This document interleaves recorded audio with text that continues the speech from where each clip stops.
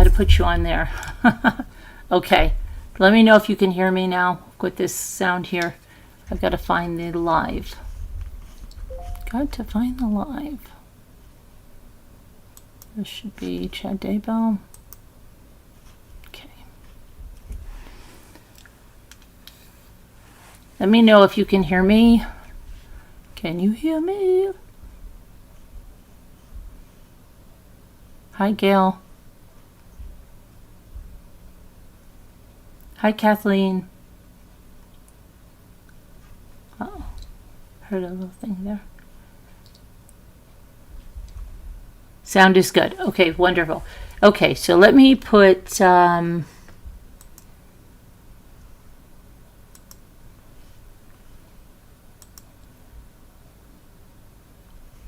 letters from Chad Daybell. Okay, I wish I had some of the music. So let me get to Chatty's Daybell's letters. Let's see. Chatty Daybell, where did I put your little letters?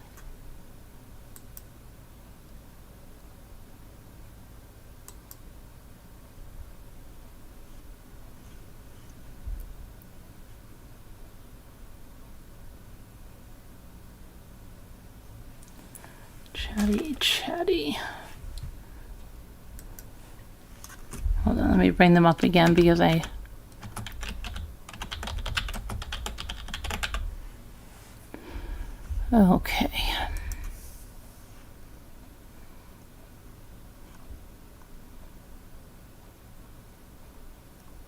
Come on. Here we go. All right. Let me make this a little larger so I can see better. All right, this is from a website. If you want to read them yourself, you can read them at lettersfromchad.com. The website features letters that were uncensored and unfiltered that are written by Chad Daybell from his cell on death row. All contained opinions are his, and he receives no financial compensation. These were, there is a guy named Egan who has covered Daybell for the East Idaho News, and these are authentic letters. They have been checked out, yada, yada, yada. So we're going to start at letter number 1. Okay, and I'll pull it over so we can read it together. Hold on. Come on now. Letter 1. Hello, my friends. This is Chad Daybell writing to you from my cell in Idaho's maximum security institution. Institution. He doesn't want to say prison, right? Okay. This is the first of several letters I will send. I want to thank everyone who sent me cards and letters while I have been incarcerated. Your kind words of support really helped me. I cherished each one. I arrived here at the prison in June 2024, and I suppose you could say I've settled in. As for death row itself, I won't be sharing details about my daily schedule or information about my fellow inmates. That's like I have a video that Chris, not Coleman, Christopher Longo wrote about. Okay.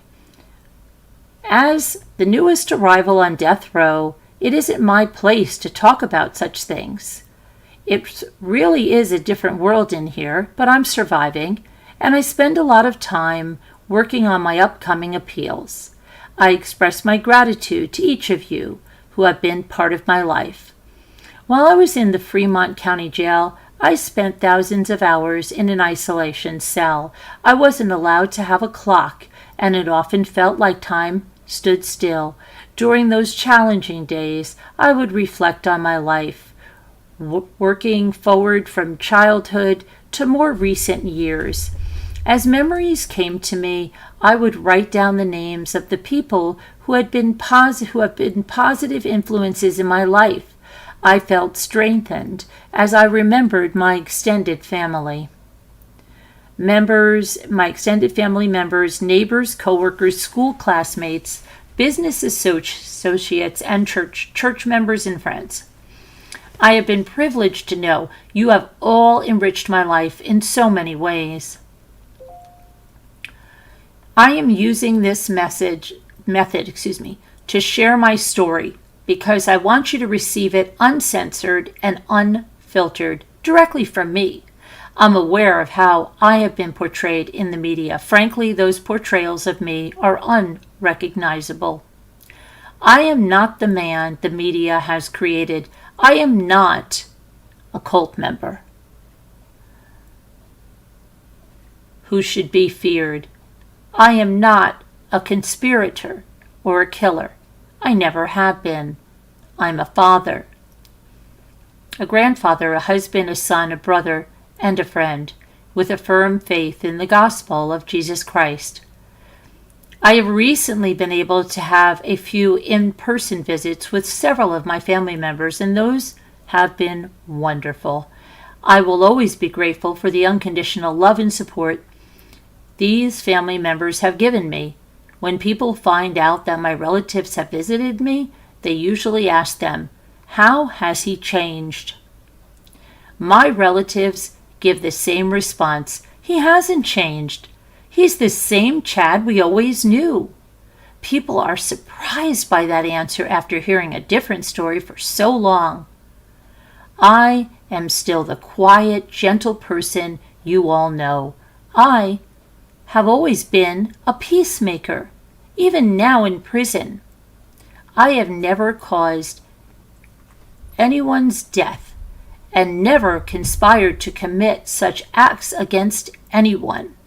He says that almost like it's that we're thinking he's killing people in prison or that he's going to. Hi, Tree Dog. Hi, Summer Rain. How are you? Okay. And never conspired to commit such acts against anyone. I share in your sadness, pain, and grief over the deaths of Tammy, Tylee, and JJ. I don't have all the answers even now, but I'm grateful a more complete story will be shared during my appeals process. During my court trial, I followed my attorney's advice to sit quietly, not smile, and not show any emotion as evidence was presented.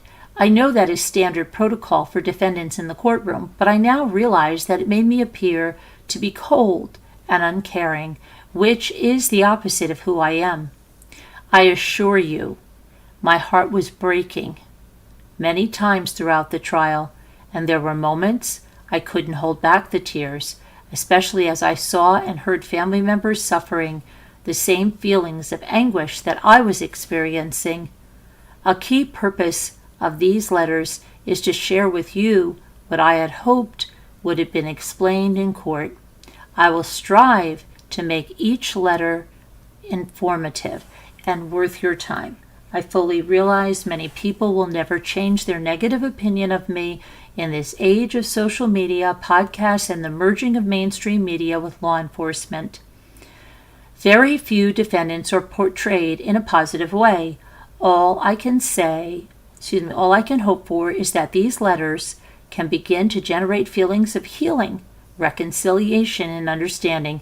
Thanks again, my friends, for the many ways you have helped and inspired me throughout my life. When I attended Springville Junior High in the early 1980s, I enrolled in a woodshop class. The instructor said we could build anything we wanted, so I decided to make a bookshelf. I designed it myself, and it was about 5 feet high with several shelves. I was pleased with how it turned out, and over the past 4 decades, that sturdy bookshelf has become our family's most enduring piece of furniture. Beds, sofas, tables, and recliners have come and gone, but the bookshelf has made every move with us, and my son now has possession of it. Our family's favorite books have resided on those shelves throughout the years, and I'm eager to share the significance of those books in upcoming letters. One of the most important books I have ever read is Life Everlasting by Dwayne S. Crowther. It was one of the first books placed on my new bookshelf after I discovered the book as a teenager. The book examines eyewitness accounts of more than 200 individuals who have ventured into the spirit world and returned to tell their experiences. It is LDS themed, but the truths it contains apply to everyone. I will be sharing quotes from it many times in upcoming letters. If you have any interest in where we came from before birth, why we are here on earth, and where we go after death, Life Everlasting provides those answers.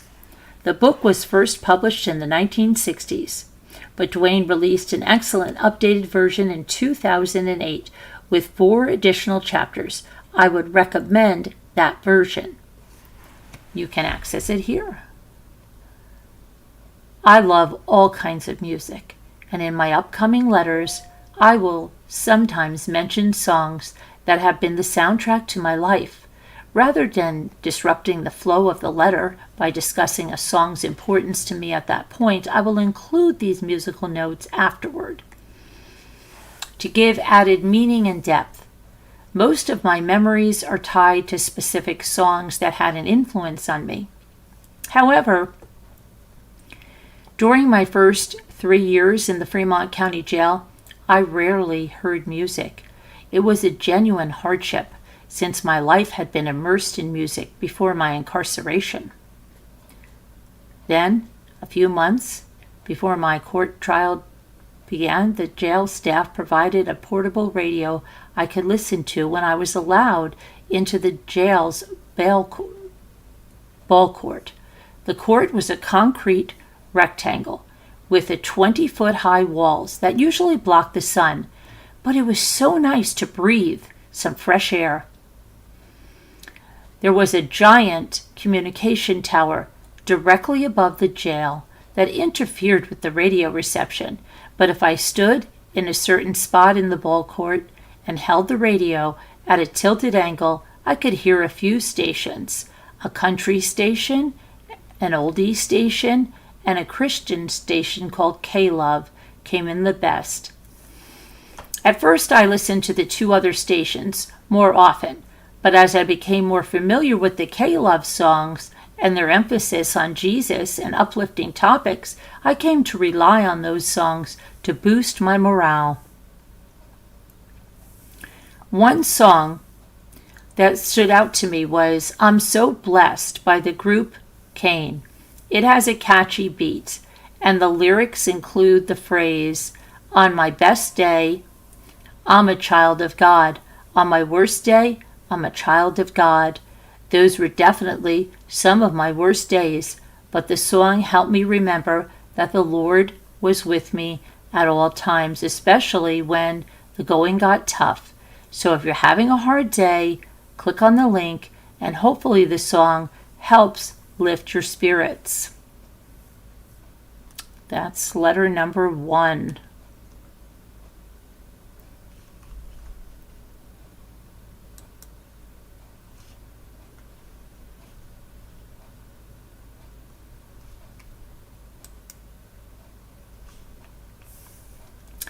Letter number 2. This letter is devoted to Tammy. I loved her, and I still do. She was my life partner and the mother of our 5 amazing children. We built a wonderful family together. We were married for nearly 30 years, and I always sought to keep her safe and protected. She was the anchor of my life, and I never considered harming her.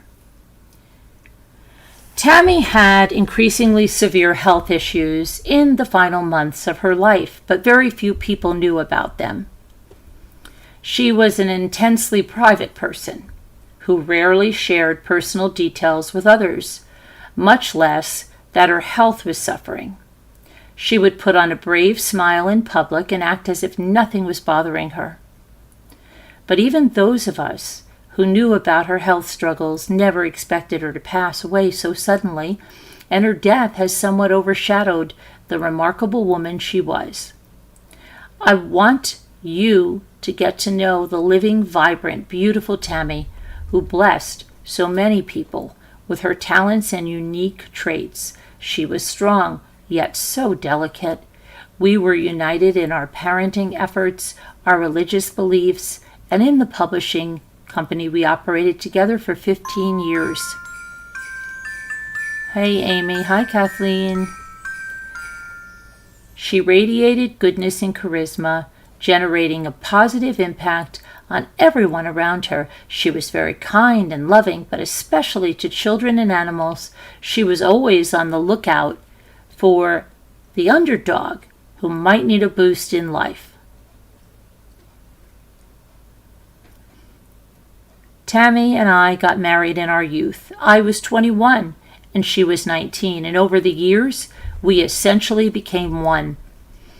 We didn't officially meet until after I returned home from a 2-year LDS church mission to northern New Jersey. Oh, wow. He was by me? Yikes. I wonder when he was there. I arrived back in my hometown of Springville, Utah in July of 1989. And a few days later, I saw my brother's 1988 high school yearbook on his shelf. I flipped it open and saw a student spotlight about a girl named Tammy Douglas. As I looked at her face, I felt a jolt of electricity pass through me. This beautiful girl with a dazzling smile had my attention. I realized she would have been a sophomore when I was a senior, but I couldn't remember her. I wondered how I could find out more about her. I asked my brother if he knew her, and he said she was working that summer for Springville City. I was in luck. Tammy later told me she had been keeping an eye on me since her sophomore year when I was on the student council. She had watched me perform in the crazy skits we did during school assemblies and had also kept track of me in the school halls. When I was on my mission, she even told her friends, "I'm going to date Chad Daybell when he gets home." I attended a church activity about a week after the yearbook experience, and I spotted Tammy. Immediately when I entered the room, she was playing volleyball, so I joined the other team. Soon, we rotated and found ourselves 5 feet apart, staring through the net at each other. After a moment, she said, "I'm going to spike it in your face." I smiled, but the only response I could come up with was, "Oh yeah?" Very eloquent, I know, but in reality, she had left me tongue-tied. Tammy's eyes seemed to sparkle, and I was delighted that this petite, dynamic woman was clearly spunky as well. I was smitten. When I got home, I couldn't get her out of my mind. So I called her and asked her on a date. I was very relieved and excited when she accepted. Her parents later told me Tammy had happily danced around the living room after she hung up the phone. Our first date went great, and we became inseparable right from the start.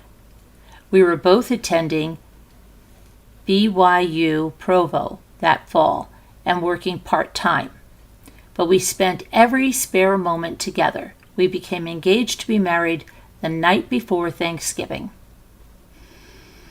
I had been thrilled to discover Tammy loved music as much as I did, including some alternative bands such as Oingo Boingo and Depeche Mode. We loved to blast their songs in the car and sing loudly along. As Christmas approached, I told Tammy I had gotten her a gift she would love, but I had discovered she was a bit of a prankster, and I had become her new favorite target, so I decided to give her a little payback. I had been given a pair of really nice writing pens in a small rectangular box. On Christmas Day, I handed her the wrapped box, and she eagerly opened it. I kept a straight face as she pretended to be happy about the 2 pens. I said, "I thought you could use them at work. They're really nice." She nodded and said thank you, and I love them. She started to put the box aside when I said maybe you should look underneath the pens. She removed the pens to find 2 front-row tickets to an upcoming Oingo Boingo concert. She let out a relieved laugh, then bowled me over, showering me with hugs and kisses. We were married in the LDS temple in Manti, Utah in March 1990, just over 7 months after we met. We held our wedding reception that evening in the Springville Art Museum, and seemingly half the town showed up to congratulate us. Tammy was a lovely bride, and I felt like the luckiest man on earth. We rented an apartment in Springville, and we really loved being newlyweds. I had a full scholarship to BYU and worked part-time, and Tammy accepted a full-time secretarial position with the Springville City that paid quite well, so we felt rich. We loved to eat at several favorite restaurants, go to movies, and just be together. Hi, Rosalita. So we just be together. We had a fabulous time at the Oingo Boingo concert, and those first couple of years of marriage, we attended several others, including a very crazy B-52s concert, where we danced the night away. Going to concerts continued throughout our marriage, and we would take our kids as they got older. We also loved to hold family dance parties with our kids in the front room, even after moving to Idaho. Even now, the children tell me they'll get in the car and certain obscure but meaningful songs will be on the radio, and it feels like Tammy is saying she is nearby. Maybe those songs on the radio are just a coincidence, but either way it reminds our children of their wonderful mother and the fun we had as a family. I was grateful for Tammy's complete faith and trust in God. In early 2004, I felt we should start our own book publishing company. I knew it would be a challenge, but I sensed it would be very successful. I told Tammy my feelings, and although she was apprehensive about the idea, she agreed to pray about it. In response, she said she received the strongest spiritual confirmation of her life and that we should move forward with it. We formed Spring Creek Book Company the following month, and by the end of 2004, we had published 24 books by several talented authors. We sold our books in hundreds of stores across the United States, including Borders and Barnes & Noble. We published several bestsellers, and over the year, we produced more than 100 books by 55 different authors. We won several awards from bookseller organizations, and Tammy deserved the credit. She was the backbone of the company, and she made great things happen through her promotional ideas and internet marketing.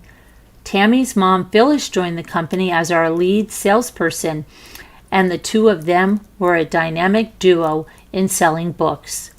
I will stop here, but in the next letter, I will discuss our family's move to Idaho in 2015. One of my duties as an editor-in-chief of Spring Creek Book Company was to sort through the many manuscript submissions we would receive. On the company website Tammy had designed, she had created a section on how authors should format their manuscript and the type of topics that our company was looking for. As our success grew, we were receiving dozens of manuscripts each month. There were a lot of aspiring authors out there. However, we only had a few openings each year since many of our authors were writing additional books. But I still looked at each submission just to make sure we weren't missing a diamond waiting to be discovered. I would take the most promising ones home for Tammy to read, though, and the team effort worked well in maintaining a high level of quality in our books. It was hard to send rejection letters to those authors we didn't select.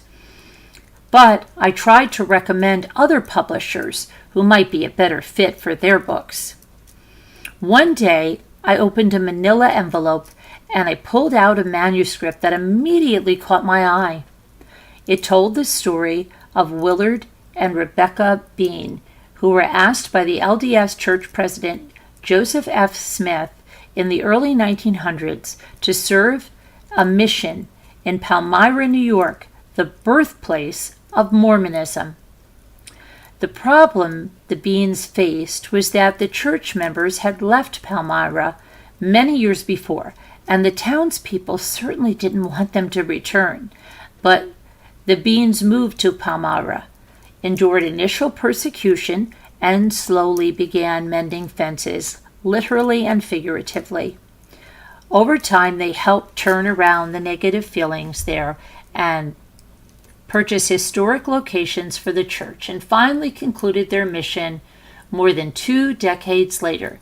The manuscript written by Rand Packer was powerful and inspirational. I couldn't put it down. It was one of those rare moments as a publisher when you feel, whoa, this is great. I need to sign this book immediately. The book's title is A Lion and a Lamb, referencing Willard as the bold, sometimes brash lion, with Rebecca as the wise, sweet lamb who won over the townspeople with her kindness. I took the manuscript home for Tammy to read, and she was enthusiastic about it. We both knew it would be a bestseller. I contacted Rand the next day, and when we met, there was an instant connection, like meeting a dear friend. We signed a publishing contract and put the book into production. The initial sales were strong, but then it just kept selling, year after year, especially in the LDS bookstore in Palmyra itself. Word of mouth was strong, and rightfully so, because it is a genuinely great story of faith and perseverance. During this same time frame, the accomplished LDS filmmaker T.C. Christensen had released several successful, high-quality movies, and he was interested in producing one based on A Lion and a Lamb. The film's title would be The Fighting Preacher, after Willard Bean's tendency to use his fists as well as his tongue to preach the good word. A film deal was reached, and in July of 2019, the movie had its world premiere in Salt Lake City. Tammy and I were invited as guests at the first screening, and we were pleased with the film. It has all of the elements of drama, humor, and heartfelt emotion that are trademarks of all TC's films. The Fighting Preacher had a long run in theaters, a rarity for LDS films, and is now available on streaming services. After the movie premiere, Tammy and I were invited to meet TC and the film actors. Rand was there, and we shook hands and smiled at each other as if to say, can you believe where that little manuscript has led us? We felt humbled. We had played a role in bringing the Bean story to the world. Despite my love of music, I don't play any instruments, and my singing skills are barely adequate. I took piano lessons for about a year when I was 8 years old, but I was much more interested in learning to play baseball, and my blossoming musical career came to an end. Meanwhile, Tammy had a natural talent for playing instruments. She first learned to play the clarinet, and then she switched to drums when she was part of the Springville High Marching Band. When our children began taking piano lessons, Tammy joined in and took the lessons at the same time. Thankfully, Tammy's musical abilities have been passed down to our children, who all followed in her footsteps of learning to play the clarinet. As the 5 kids worked their way through the Springville Junior High, Tammy and I enjoyed a decade's worth of seasonal band performances. Towards the end, we knew those songs pretty well. We were grateful to Mr. Booth, the band director, for the positive influence he was on our children. Some of our children have branched out to the synthesizer, guitar, and singing, and they have all produced some wonderful songs. In our family, we all have different musical tastes, but one musical group we are united on is the British band Keane. With Tom Chaplin on vocals, Tim Rice Oxley on keyboard, Richard Hughes on drums, and Jesse Quinn on guitar, their songs just clicked for us. Tammy and I attended the band's first Salt Lake City concert and loved it. And from then on, any Keane concert in Utah became an event for the whole family. After we moved to Idaho, we still traveled back to Springville regularly. Keane was an essential part of our road trip set list. I believe Keane is currently on hiatus, but our family will always be big fans. One of Tammy's favorite Keane songs is Spiraling, which she loved to sing and dance along with. Enjoy!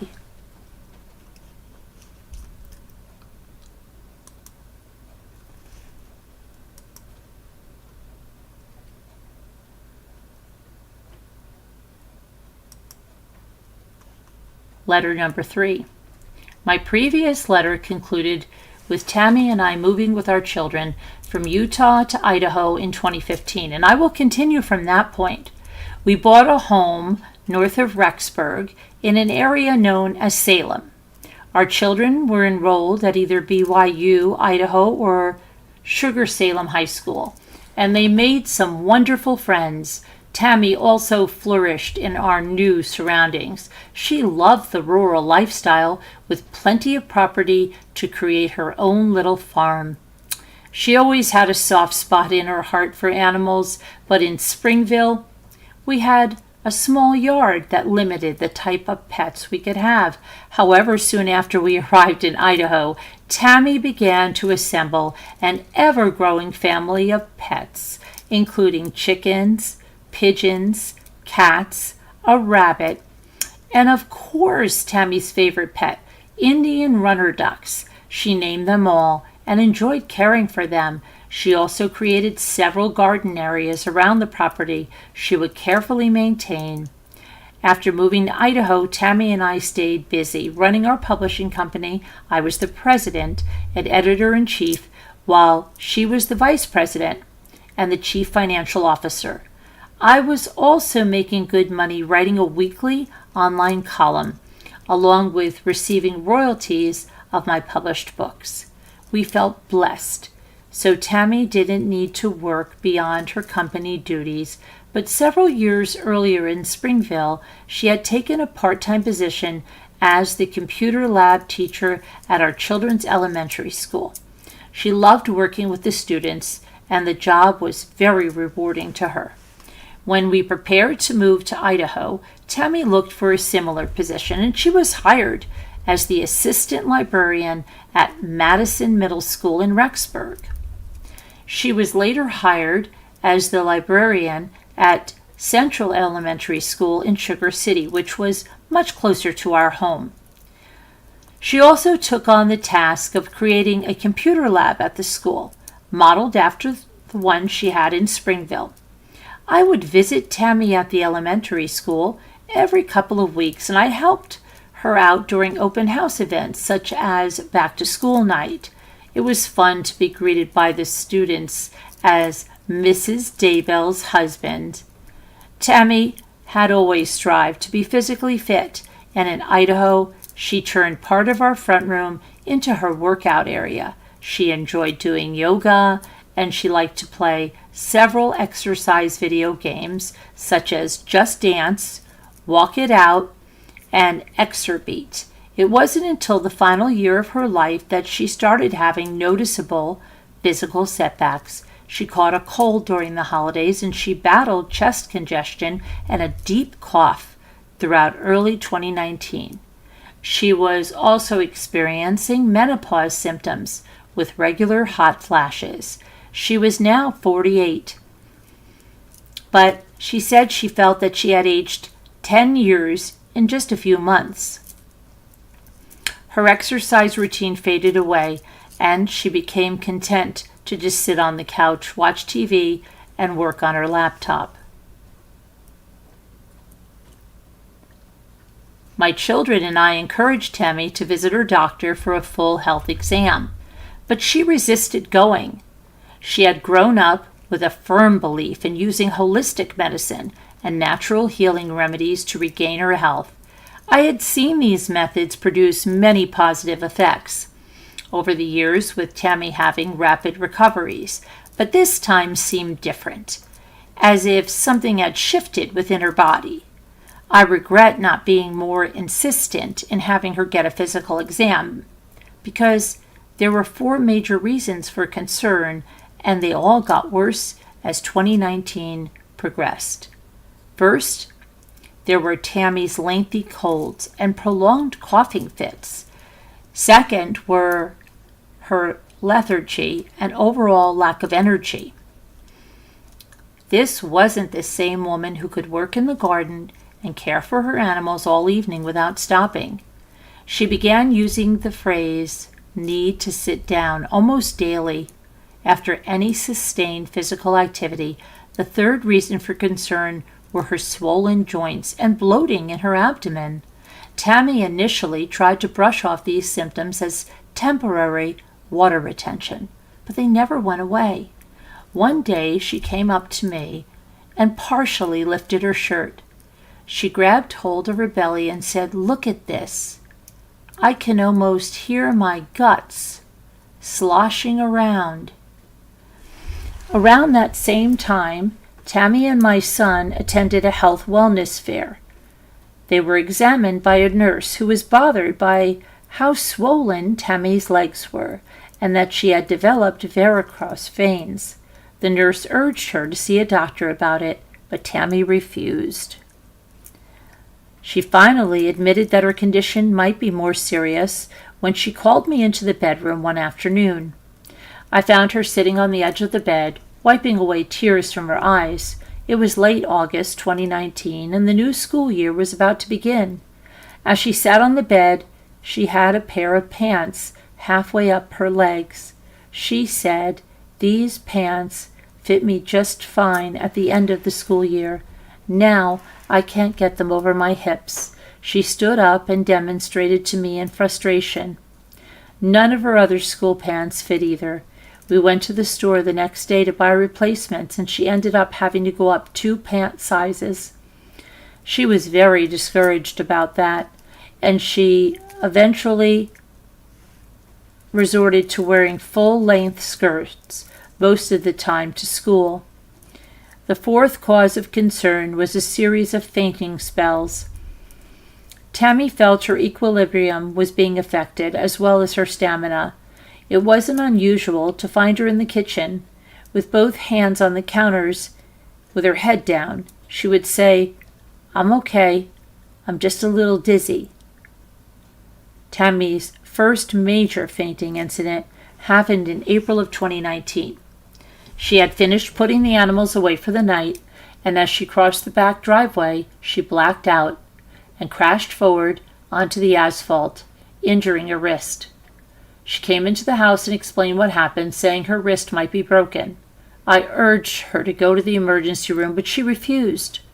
She took an herbal remedy instead, and the pain went away in a few days. That summer, we went to the LDS temple, and during one of the ceremonies, Tammy fainted, collapsed backward, and then threw up all over the front of her dress. She was very embarrassed as the temple's medical team rushed into the room to care for her. In September, she essentially repeated her fall in the back driveway. She fell in almost the exact spot and re-injured her wrist. And this time, she didn't object when I insisted on taking her to the doctor, who prescribed pain medication and gave her a wrist brace to help heal the damage. I suggest she take a couple of school sick days to recuperate, but she shook her head and said, "No way! You know how much I hate a substitute messing up the library. I'll just sit there if I have to." From that day on, the setbacks came more frequently. Her nose was running constantly, and she would have sneezing fits. She also began to complain that she was having out-of-body experiences. She described how her spirit would hover above her body for a few seconds at a time. In early October, one of those incidents happened while I was in the living room and she was in the kitchen. I suddenly heard a loud crash and I rushed into the kitchen to find Tammy had actually fainted into the open fridge. She had landed hard against one of the shelves and was slumped down in the bottom half. I helped her stand up and I told her I was very worried about her. She just waved her hand and asked me to help her lay down on the couch. The day before she passed away, she came home completely worn out from setting up the displays for the school's upcoming book fair. That evening, she told family members she wasn't feeling well and later had a bad coughing fit before throwing up. We went to sleep, and when I woke the next morning, she had passed away. I will describe that terrible morning and subsequent events in a future letter. But as word spread of her death, and everyone was devastated because she had been such a powerful, wonderful influence to so many people. We all feel that loss every day. I miss her and love her. Tammy was a true angel on earth, and I know she is still watching over our family. My children and I have felt her presence many times since her death. We sense she is particularly interested in her precious grandchildren. We believe families can be together forever in heaven, and although she has moved on ahead of us, we know we will be reunited with her someday. Hi, Ashbish. He's a piece of work, Amy's Justice League says. Bookshelf. Many of the LDS Church seem to find their ancestors because we believe that if people don't learn about the gospel of Jesus Christ in this life, they will have the opportunity to do so in the spirit world after they die. We believe they will be able to reunite with their loved ones there and live as families in heaven. And that's why the LDS Church builds beautiful temples across the world so gospel ordinances can be performed on behalf of our ancestors. Throughout the 1990s, that was a key focus for us and our extended family members. We completed the temple work for hundreds of ancestors over a period of years. Then later on, we discovered that a woman named Rachel Marlar had been overlooked in our records. Several years had passed since temple work had been done for Rachel's parents and siblings, and we sensed that she was very anxious to join her family in paradise. We submitted Rachel's name for temple work, and when family members performed ordinances in Rachel's behalf, they could feel her presence in the temple, as if she was watching them take place. The unusual part came 2 days later when Rachel appeared to Tammy's grandma Lucille. Rachel stood at the end of Lucille's bed as a spirit dressed in white, and she told Lucille how grateful she was that she could now join her family in paradise. One interesting fact is that soon after Rachel visited Lucille, we found an actual photo of her taken in the 1800s. Lucille saw the photo and verified that the woman in the photo was the same woman who had appeared to her in her bedroom. That is why when I wrote Chasing Paradise, the main family has the last name of Marlar, and why Lucille plays a key role. As I wrote the novel, it evolved into a full-blown adventure that takes place both on earth and in the spirit world as a young woman seeks to reunite with her family in paradise. Tammy and I enjoyed taking our kids on several day trips each year. One memorable trip was when we decided to visit the city of Preston, where the ultimate Idaho movie Napoleon Dynamite was filmed. Our family has watched the film often enough that we can quote the dialogue by heart. For this little adventure, Tammy printed off an online guide and map that showed the location where key scenes took place. We drove slowly past the downtown landmarks that then stopped to take photos next to Napoleon's tetherball pole. Finally, we began our quest to find the Dynamite family home. It was surprisingly quite a ways out of town, but we found it. Growing up, the song Private Idaho by the B-52s was my main connection to the Gem State, but the song is clearly not a fair representation of the lifestyle or the musical tastes of eastern Idaho, where Rexburg is located.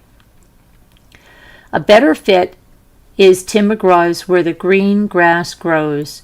Just replace the line about his corn popping up in rows with spuds, and it works. I love driving in my truck along the Fremont County backroads with the windows rolled down, potato fields on every side, and the Grand Tetons in the distance. I just remembered one detail. It snows about 9 months of the year, but we certainly stayed busy during the winter.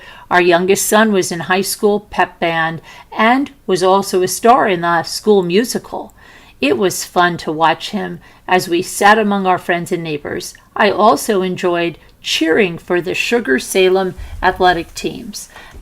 Then the snow would melt for a while, and we would explore the outdoors, such as Mesa Falls, or float down the Henry's Fork River. 3 of my children are raising their families in the Rexburg area, and I'm grateful my grandchildren will grow up in a peaceful place with good people, where the green grass grows. Okay, so let's see what Amy's saying. So he felt bad for her in between his rendezvous with Lori. Well, he kind of sounds like he's making it sound like, she didn't go to the doctor, and then she stopped exercising, and then sat on the couch, right? Oh my gosh. Okay. Yeah. All right, so let's see. This is letter number 4. This letter begins with a key event in my life that occurred in 1987, early in my LDS mission to New Jersey. I was part of the first group of Spanish-speaking missionaries called to the New Jersey Morristown Mission.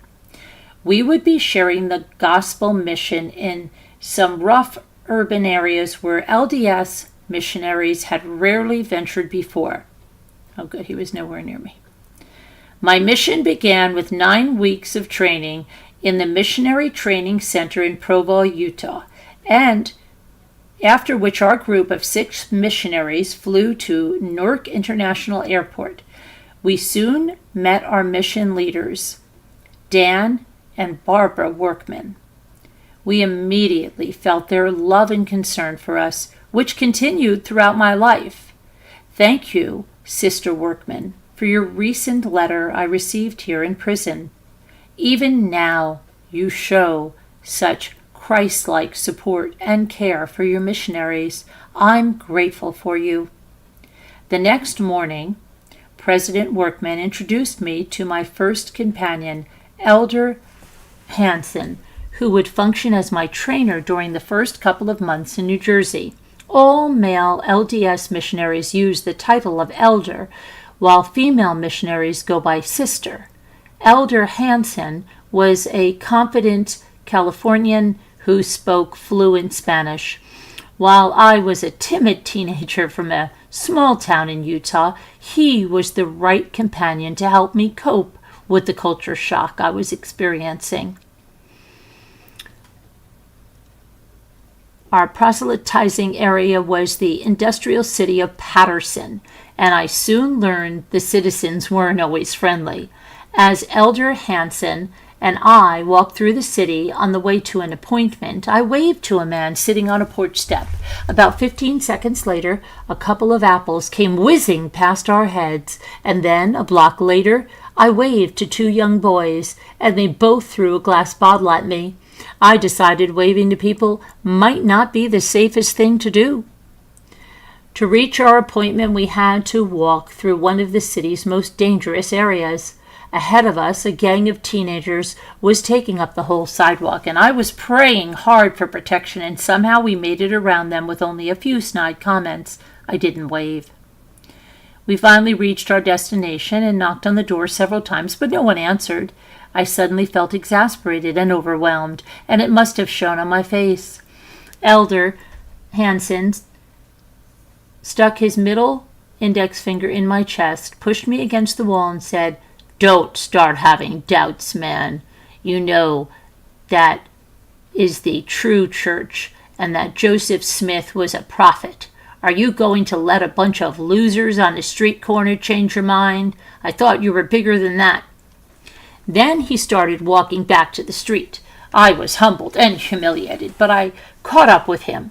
We didn't say a word to each other, but he made a good point. An image of the Apostle Peter denying Jesus Christ came into my mind, and I suddenly felt very ashamed. When we reached our apartment, I went into our tiny bathroom and said a fervent prayer to Heavenly Father, apologizing for my weakness. And then I gave thanks for the prophet Joseph Smith, and suddenly my mind opened up.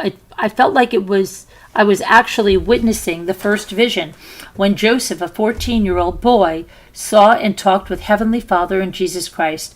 I felt the Spirit of God burning within me, and I knew without a doubt this event had really happened. And that day I had experienced fear, exasperation, and even doubt, but then I received an outpouring of truth and comfort. We had a bold, powerful group of missionaries, and we accomplished much good in that area. Elder Hansen and I eventually became close friends, and after our missions, we stayed in touch. He later moved to Colorado, where he became a successful businessman, and he and his wife raised a beautiful family. Why did I share that experience with you? Because from that day on, I have been completely devoted to the LDS Church. I have served in many different callings, including being part of 4 different bishoprics. During that time, I was asked to assist with several church disciplinary councils that were held for members who wanted to clear up misdeeds in their lives. These meetings usually began with some awkward feelings, but I was amazed to watch loving church leaders turn the meetings into positive spiritual experiences. Expressions of support would be given, tears would be shed, and the person would feel a sense of relief, like a great burden had been lifted. It was inspiring to watch a humble church leader help a person who felt desolate and alone regain hope and faith through the atonement of Jesus Christ. With that background, it is true I am currently excommunicated from the LDS Church. Sadly, I didn't receive an opportunity to have a compassionate church leader hear my side of the story. I would have happily welcomed a visit from my church leaders during my 4 years in the Fremont County Jail, but no one ever came. Instead, I learned that I had been excommunicated through the mail more than a month after the disciplinary council had taken place. At the jail, the deputies would put any mail addressed to me in a big manila envelope, which was held until my attorney's next visit. He and I would then sort through the mail together. When he visited me in September of 2020, we emptied the manila envelope, and among the letters were 2 envelopes from my LDS Church stake president, my local leader. I've had a good relationship with him over the years, and I initially expected these envelopes to contain letters of kindness, support, and encouragement. However, I opened the first envelope and read a printed form letter informing me of a disciplinary council would be held regarding my church membership. It felt like an arrow had pierced my heart. I took a deep breath and opened the second envelope.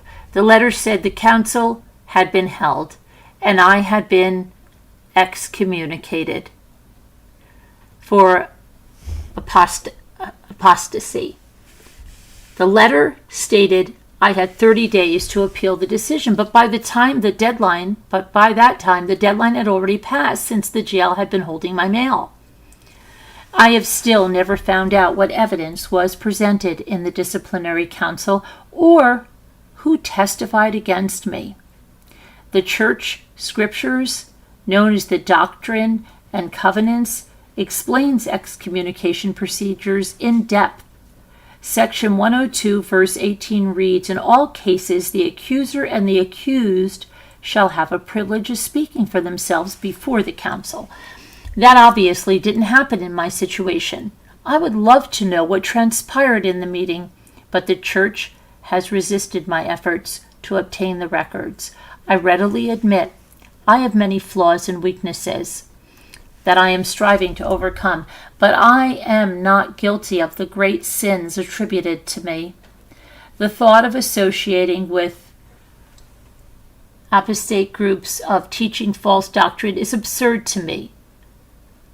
Please, at least let me know the specific doctrines I was supposedly teaching.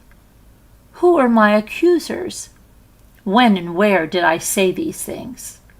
So for these reasons, I still consider myself an active member of the LDS Church. My excommunication process didn't follow scriptural guidelines, and apparently no effort was made to verify I had received the notification letters. At the very least, I deserved a chance to talk to a church leader in person and answer any accusations of misconduct.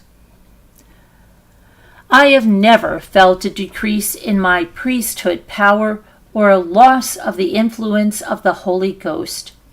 I have actually felt an increase in those areas, which has been a great comfort and blessing as I deal with my current circumstances. I fully support the LDS Church's First Presidency and the Quorum of the 12 Apostles. I follow their teachings, and I'm working out my own salvation through the power and grace of the atonement of Jesus Christ, my Savior. In conclusion, let me return to Elder Hansen, my first missionary companion. When he heard the news that Tammy had passed away, he canceled his busy schedule and rushed from Colorado to Springville in time for her viewing and funeral. When I saw him walk into the viewing room, my heart filled with gratitude and appreciation for this great man. As he came through the viewing line, we embraced, and I knew one of my true brothers in Christ was there to support me. We took a few moments to catch up, and he humbly told me he was serving as an LDS stake president. I wish he had been mine. I have had a lot of heroes in my life, often from the world of sports. I've always been a fan of BYU's basketball and football teams, and I was in my early teens when the Cougars were really hitting their stride. Danny Ainge led the basketball team to the NCAA Elite Eight, and the quarterback factory kept churning out superstars such as Jim McMahon and Steve Young, who would both lead NFL teams to Super Bowl victories. But my ultimate hero is Joseph Smith, after Jesus, of course. When Joseph was an obscure teenage farm boy, an angel appeared to him and told him his name would be known for good and evil among all nations. Persecution intensified against him and his family, and it never let up the rest of his life. Supposed friends repeatedly betrayed him, and he endured dozens of arrests on false charges, spending many months in dark, damp, squalid jails. Yet he somehow maintained a positive attitude and accomplished incredible feats. He translated the Book of Mormon from ancient records and founded the Church of Jesus Christ of Latter-day Saints. He revealed many profound eternal truths and designed new cities, yet made time to raise a good family and care for his church members. Sadly, his persecutors finally succeeded in their goal when Joseph was brutally murdered at the age of 38 by an angry mob that stormed the jail in Carthage, Illinois. The church has published a 4-volume history titled Saints, and the first volume covers the life of Joseph Smith. The book reads like a novel, but it's all true. If you want to read about a great American hero, give Saints Volume 1 a try. You'll also gain an appreciation for the pioneer who later crossed the plains and established Salt Lake City in the middle of a wilderness. When I was an LDS missionary in the late 1980s, we weren't allowed to own electronics, especially radios.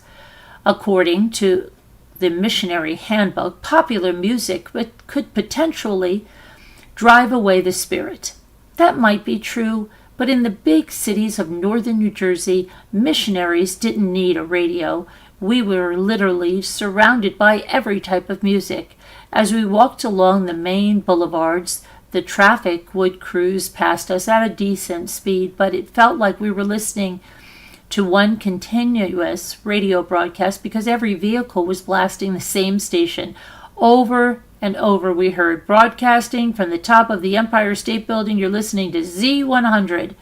Sometimes it seemed like Z100 had captured 100% of the listening audience. That is true. I can attest to it. I listened to Z100 every day driving to high school. And Z100 was big then. About 2 weeks after I arrived in New Jersey, and shortly after my humbling experience described in the letter, Elder Hansen and I were invited to attend a wedding. It was for a couple that Elder Hansen had known earlier in his mission and would take place in Jersey City. President Workman granted us permission to attend as long as church members gave us a ride to and from the wedding. I was excited because I hadn't yet been able to see the Manhattan skyline up close. Elder Hansen said we would be a few blocks from the Hudson River with a nice view of the Twin Towers.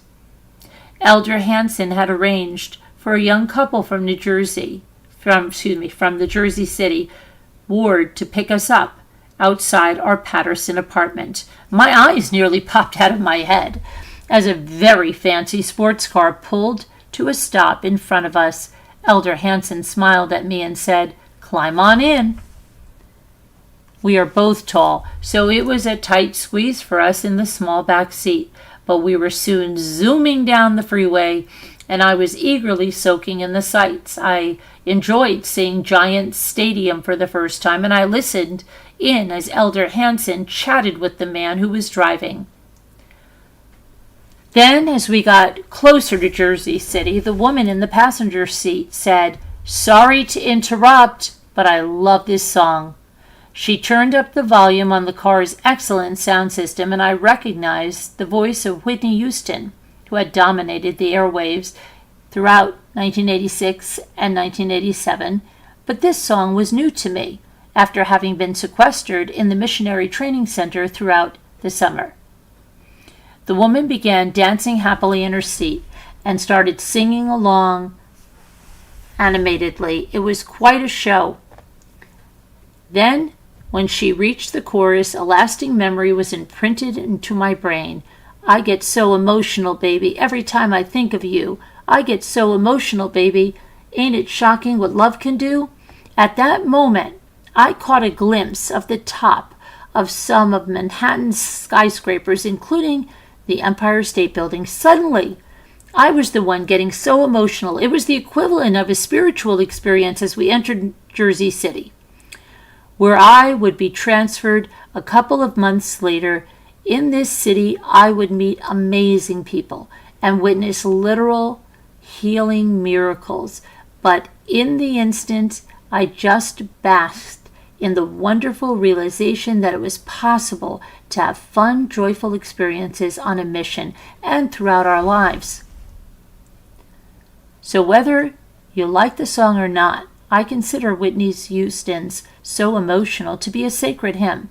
I don't expect it to be included in the new LDS hymn book, but it would certainly add some life to our sacrament meetings. By the way, if you happen to cross paths with some LDS missionaries, please give them a smile and a wave. It just might be what they need. You'll make their day.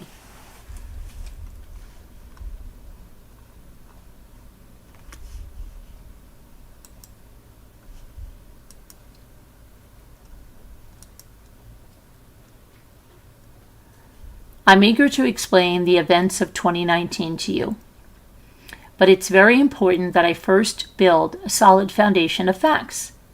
Once these facts and my religious beliefs are properly explained, the events of 2019 will finally make sense.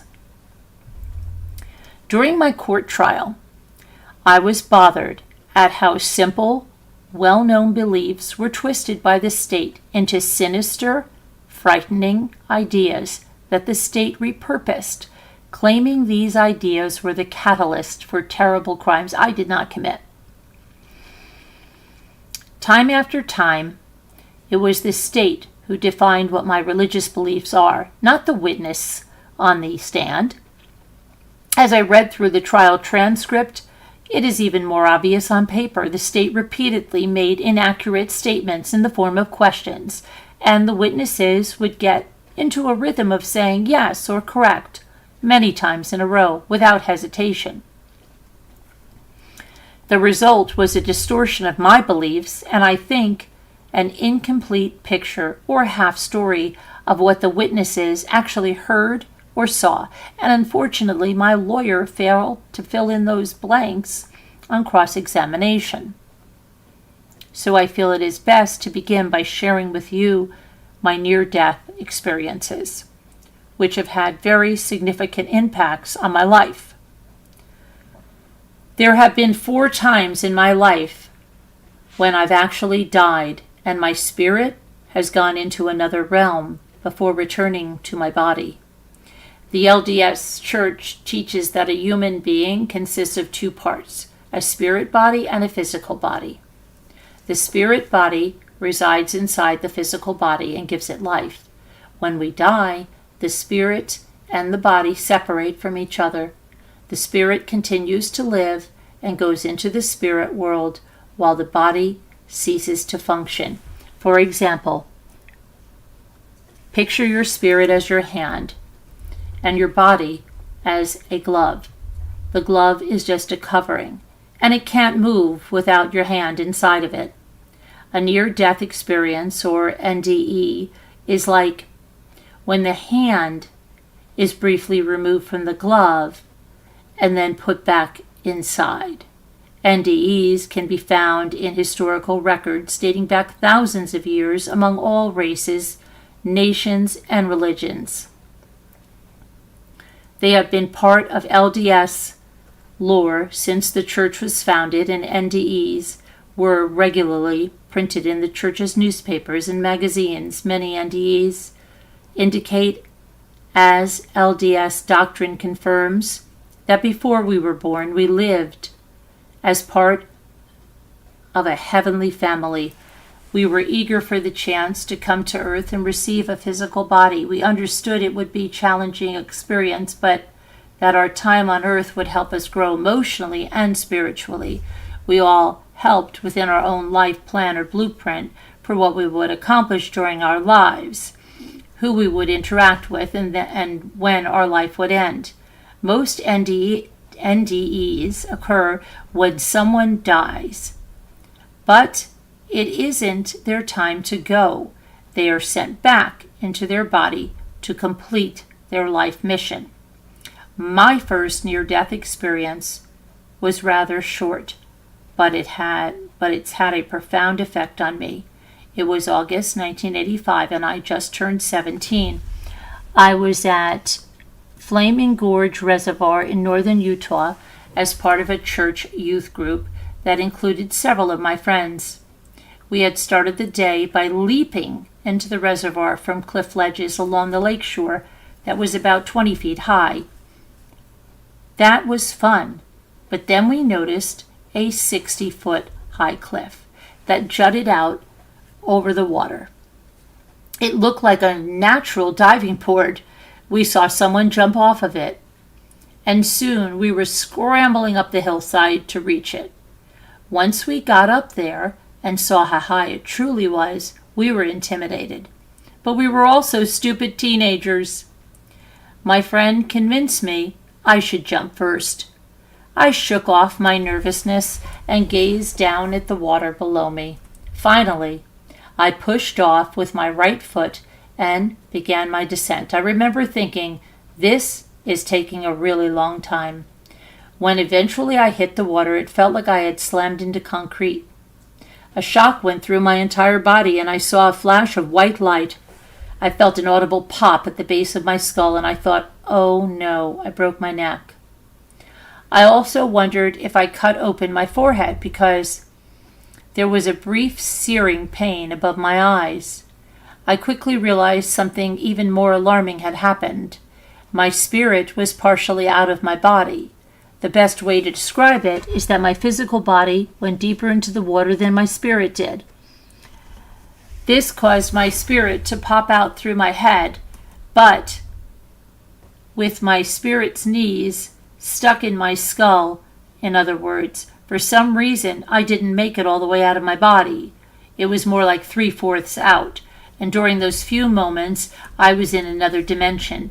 I saw an endless white plain in all directions, and I heard a deep, rich melody that sounded like a synthesizer. As I pondered the music later, it was very similar to a song called 1984 that opens Van Halen's 1984 album. The song is an instrumental that is just over a minute long, and it definitely has this same uplifting, rich, heavenly sound that I heard while out of my body. I noticed the pain was gone that I had initially experienced. There was a soothing warmth surrounding me, and I saw little pellets of light and energy rushing towards me from all directions. These pellets were absorbed by my spirit, and I felt wonderful, even euphoric, and at complete peace. However, my physical body soon started to float towards the surface. My spirit quickly reversed course through my head and was sucked back into place. I instantly felt chilled and somewhat paralyzed. I must have taken a while getting to the surface because one of my friends who had been standing on the shore had jumped into the water to rescue me. He grabbed hold of me and towed me to the water's edge. All I said to him was, "Something snapped when I hit the surface. I'm done for the day."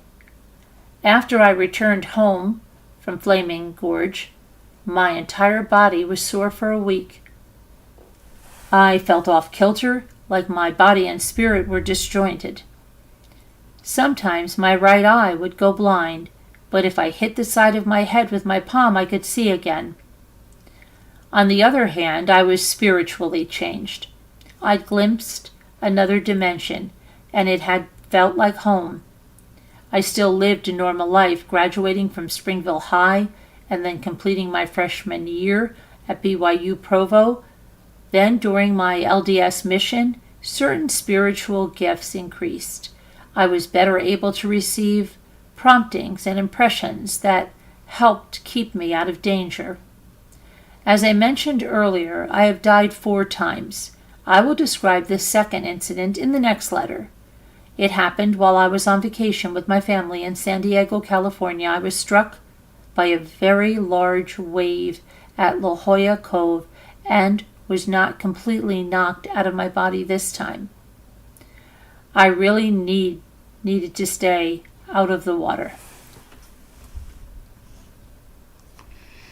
In the 1970s, several scientists and researchers began to study modern-day reports of near-death experiences, or NDEs.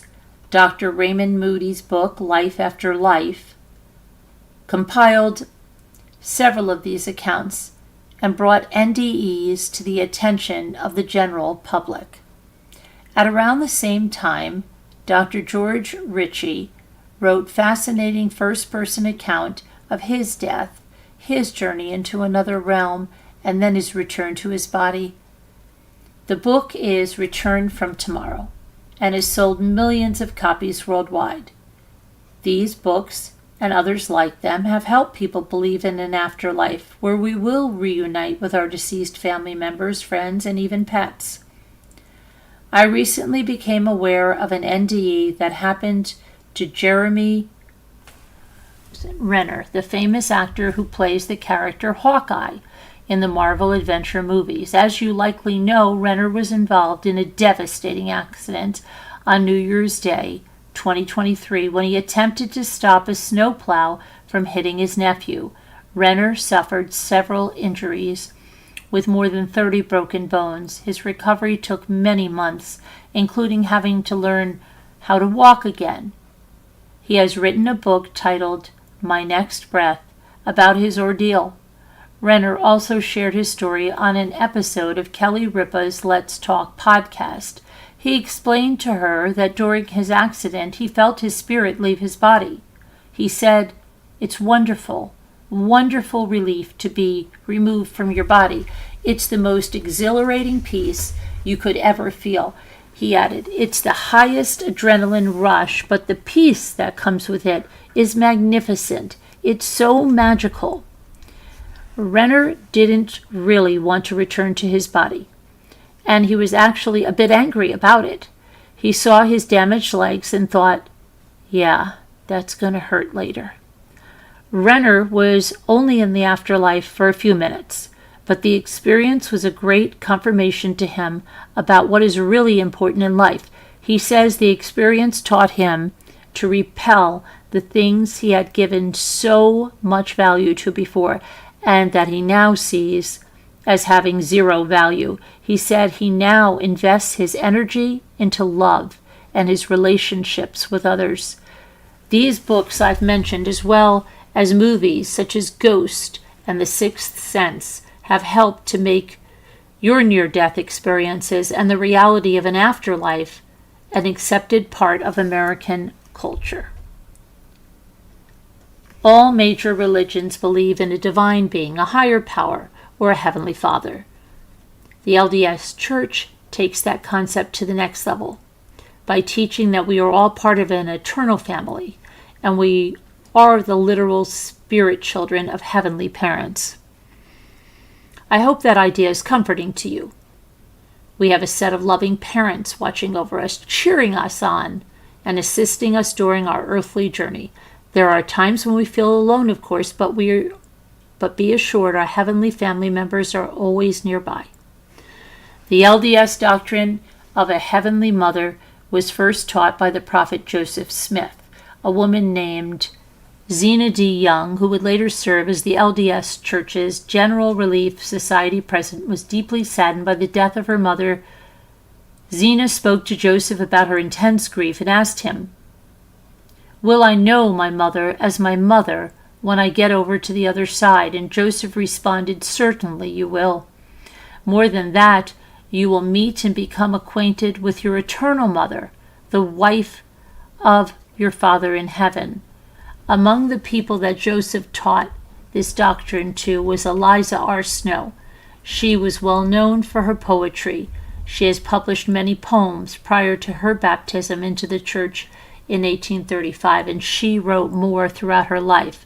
Eliza wrote a poem about the topic of heavenly parents in 1845 titled My Father in Heaven. The poem was soon transformed into the hymn, "Oh My Father," and was included in the 1851 LDS hymn book. In 1855, the Deseret News reported it was Brigham Young's favorite hymn. The hymn has been sung by LDS congregations ever since, but the powerful lyrics are often taken for granted. They cover the entire LDS plan of salvation, such as our pre-mortal spirit life, the veil of forgetfulness when we come to earth, the purpose of life, and the return after death to our loving heavenly parents. Here are the hymn's 4 verses. "O my Father, thou that dwellest in the high and glorious place, when shall I regain thy presence and again behold thy face? In thy holy habitation did my spirit once reside. In my first primeval childhood was I nurtured near thy side. For a wise and glorious purpose thou hast placed me here on earth, and withhold the recollection of my former friends and birth. Yet oftentimes a secret something whispered, You're a stranger here, and I felt that I had wandered from a more exalted sphere. I had learned to call thee Father through the spirit form on high, but until the key of knowledge was restored, I knew not why. In the heavens our parents single, no, the thought makes reason stare. Truth is reason, truth's eternal, tells me I've a mother there. When I leave this frail existence, when I lay this mortal by, Father and Mother, may I meet you in your royal courts on high. Then at length, when I've completed all you've set me forth to do, with your mutual approbation, let me come and dwell with you. It is truly a tender poem expressing the longing we feel to be embraced again by our heavenly parents. I hope we can follow their example. We are here on earth to build each other up, help each other along, and be a positive influence regardless of our current earthly situation. Money, fame, and power don't matter. Charity, love, and kindness are the keys to joy and happiness in this life and in the world to come.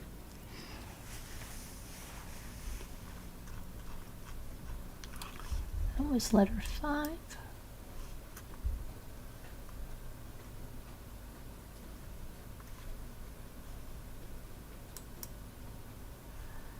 I'm eager to explain. No, hold on. We did read letter 5. What am I doing reading letter 5 again?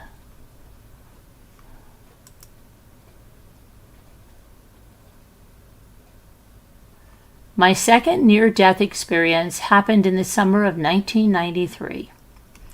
8 years had passed since I had jumped off that cliff at Flaming Gorge Reservoir.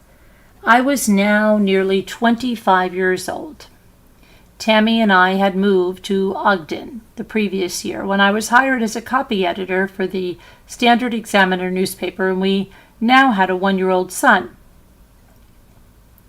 Ogden is about a 90-minute drive from Springville, so we felt we were on our own, but still close enough to visit our families regularly. I really enjoyed my new job. I had been the city editor during my senior year for BYU's Daily Universe newspaper, but going to the Standard Examiner was a major step up. The company was a full-scale operation with a bustling newsroom and dozens of employees, and I was right on the front lines in producing the newspaper each day. This was an exciting time when computer typesetting programs were being introduced. But when I first started working there, we still actually cut and pasted the newspaper together. On the copy desk, we would design the pages, edit the stories, write the headlines, then send the articles to the production room. If an article ended up being too long for the page, I would be called to the production room to decide which part of the story to cut out. Then, with an X-Acto knife, we would literally cut the text to fit and paste it onto the page board. There was a lot of stress as the daily deadline approached, with people running everywhere and shouting to each other as we all tried to do 3 things at once. I would be editing a last-minute article on my computer, but listening for someone to shout out, "Chad, get back here and cut this story, or that headline isn't long enough. Rewrite it." So the job was invigorating, and I was getting a hands-on crash course in writing, editing, and publishing. The 8-hour shifts went quickly because we rarely had time for a break. Since I had an interest in sports, I became the main copy editor for the sports section. I thrived in the excitement each weekend as we scrambled to get in all of the high school and college stories and scores before the deadline. On those nights, I usually designed each page and wrote every headline in the section. It was high pressure at times, but rewarding when we put together a great section. I got along well with my colleagues, and I expected to steadily work my way up the corporate ladder and remain with the newspaper for several years. Tammy had made some good friends in Ogden, and we enjoyed exploring northern Utah together. I was focused on my career and my young family. And then my parents invited us to join them on a vacation to San Diego, California. I had spent my first 2 years of life there while my father was serving in the U.S. Navy, and the area has remained a special place for our family. One spot we liked to visit was La Jolla Cove, where we'd play on the beach and look for seashells. When we arrived on this particular day, it was a low tide, and a jagged rock outcropping had been exposed. I climbed out onto the outcropping looking for shells that might have gotten trapped among the rocks. The ocean had been calm, but I suddenly looked up to see a towering wave bearing down on me. I had no way to avoid it. For a moment, I considered trying to ride the wave to the beach, but I knew I would surely be sliced apart by the jagged rocks. Over the roar of the approaching wave, I heard an audible voice shout in my ear, "Get down and cling to the rock!" I grabbed hold of a nearby 2-foot wide boulder, just as the monstrous wave crashed down on me. The force was incredible, and it took all my strength to not get ripped away by the water. Then my surroundings instantly changed, and I felt myself out of my body inside a tunnel of light. It wasn't a bright white light, but more like a yellow heat lamp. It felt like I was wrapped in a warm blanket, and I felt extremely happy. I saw 2 men in robes standing about 10 feet above me in the tunnel, and I instinctively knew them. One was my grandpa, Keith Daybell, and the other was my great-great-great-grandpa, Finity Daybell. They had died before I was born, but it was like reuniting with old friends. I levitated up the tunnel to where they were, and the tunnel opened into a room, and they smiled at me, but they seemed to be in a hurry. Keith began speaking to me and gesturing with his hands. He mentioned my 5 children and the roles they would play in the future. It was a strange conversation since Tammy and I only had 1 child at the time. Keith also explained the tasks I needed to accomplish in my lifetime. As he talked, I saw snippets of the future events on a set of screens in front of me. The rush of images was almost overwhelming. It felt like they were being downloaded into my mind. Keith asked me if I would be willing to fulfill the assignments he had outlined, and I agreed to do so. Finity didn't speak, because he was keeping an eye on my body, which was now tumbling among the rocks. I could see my body, but I had lost all interest in it. I was too busy enjoying this family reunion. And then I saw Finity give a nod to Keith, who made a motion with his hand, and I was suddenly back in my body, which had been washed closer to the beach. I felt wrapped in a soft protective cushion as another wave propelled me over the rocks and onto the beach. I credit this cushion for helping me escape serious injuries, and then the pain hit me. I looked at my hands, and I saw my fingertips were shredded from being ripped away from the rock. The left side of my back had large bloody gashes, and I had a deep cut on my chin. My family helped me to the car and took me to the hospital to be examined. I didn't have any broken bones, but I got a lot of stitches.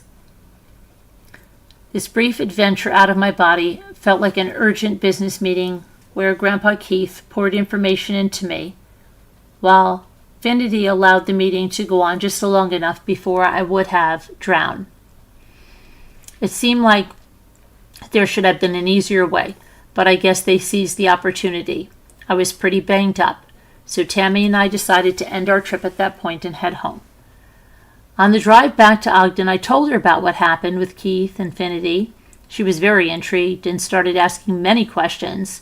As she did, the snippet pertaining to each question would play in my mind. I told her about the 5 kids, and she was happy about that. She asked when they would be born, and I explained that I hadn't been given any dates, but I had seen that we would have 3 kids in Ogden before moving to Springville, so we estimated we had at least a few more years living in Ogden.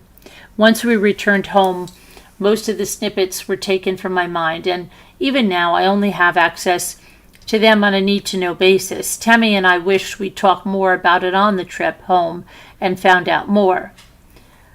But we would have one answer soon enough. Little did we know during our trip that Tammy was already pregnant with our 2nd child, and the third one would quickly follow. I had seen enough in the spirit world snippets to raise my curiosity about one future job option, but it seemed highly unlikely to happen anytime soon. During my sophomore and junior years at BYU, I had a part-time job at the Springville Evergreen Cemetery. During the school year, I would attend classes in the morning and work there in the afternoons, and then I would work full-time during the summer. Over time, all of my brothers also worked there, so it became a family tradition in a way.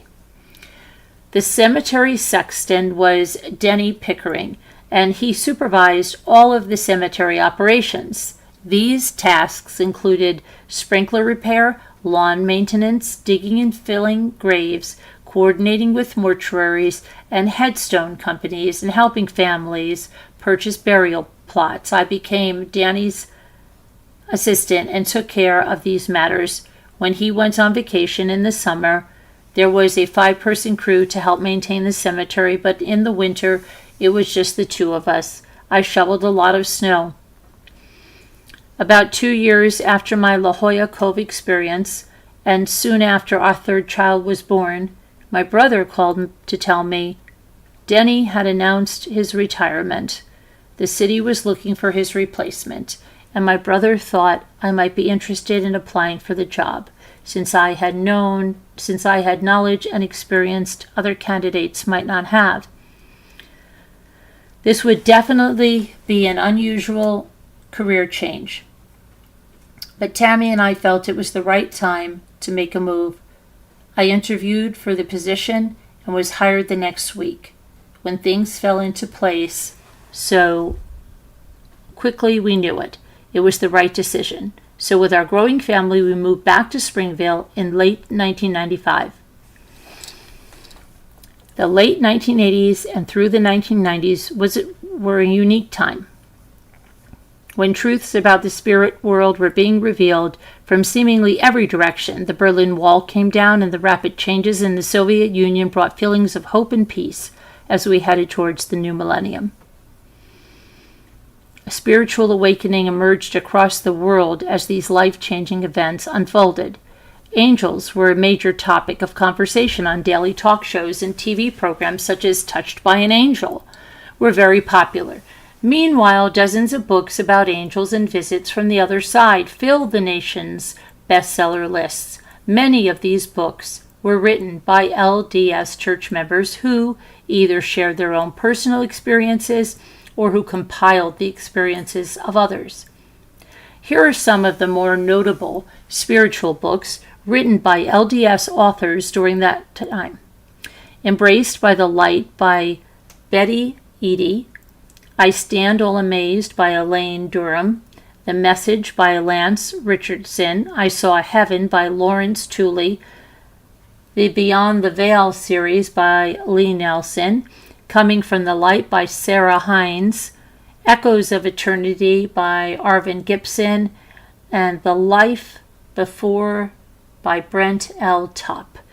After my second near-death experience, I devoured these books, and many others like them. I felt I had discovered a group of people who could relate to what I'd been through. Each one of these books is excellent, covering heavenly topics from different angles, but with the same general theme of a vast world beyond this one. I later had the privilege of getting to know and work on books with Lee Nelson and Sarah Hines. They are among the best people I've been associated with. Lee is a good-hearted, down-to-earth cowboy, and Sarah is a sweet, kind, thoughtful person. She is a true angel herself. Suddenly, after 3 years at the Standard Examiner, I was Springfield Cemetery sexton at the age of 27. Although I had been anticipating a transition back to my hometown after the birth of our third child, I was surprised at which job had opened up. I had been looking at jobs in Utah County related to my communications journalism degree. I had actually been offered a position on the Provo Daily Herald staff a couple of months earlier, but it didn't feel right and I turned it down. The cemetery job had been in the back of my mind. But I figured Danny Pickering wasn't going to retire anytime soon. Denny stayed in the job during my first 2 weeks to overlap a bit and answer any questions I might have. It was great to reconnect with him. My brothers and I always regarded him with great respect, but also as a wise guru, because he would share various sayings and phrases about life that were equally puzzling and profound.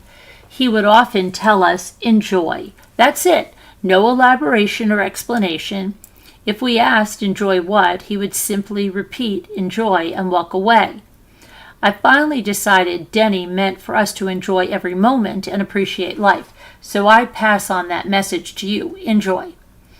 After Denny's final 2 weeks, I was on my own. I tried to not feel overwhelmed at first. The Springville Evergreen Cemetery is very large, with thousands of headstones. People sometimes think the sexton job is easy, but as I described in the letter, there are many responsibilities tied to the position. But I quickly adapted and enjoyed the sunshine and fresh air after sitting at a desk and staring at a computer screen for 3 years. The biggest change for me was being much more aware of the otherworldly nature of the profession. When I had worked at the cemetery during college, I hadn't had my La Jolla Cove near-death experience yet. Any spirit world interactions at the cemetery had been rare before, but now I could feel that there were plenty of friends hanging out in the cemetery. When I was alone in the cemetery building, I often sensed visitors from the great beyond joining me. On bad weather days, I would work in my office to catch up on my record keeping, and invariably I'd soon notice the hair on the back of my neck standing on end. It was as if someone was leaning over my shoulder reading what I had written. I knew these ghostly friends didn't mean any harm, and I would smile when I'd return from my lunch break to find my pen had been moved across my desk from where I'd left it. Sometimes I would arrive in the morning and see that my day planner was already turned to the correct day. That must have taken a lot of effort. I generally sensed 5 male spirits hanging around me. I understood that they had lived in Springville many years, and had been friends during their mortal lives. They considered themselves the guardians of the cemetery, and I appreciated their help. But there were days when I just had to say, "Guys, get out of here, I'm trying to get some work done," and they would oblige. A few years ago, Rick Astley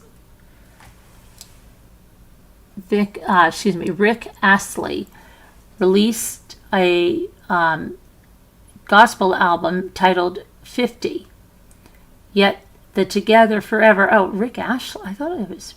Oh, I think I'm thinking of that guy, that scam. What was he? Mr. Mark Ashley. Rick Astley.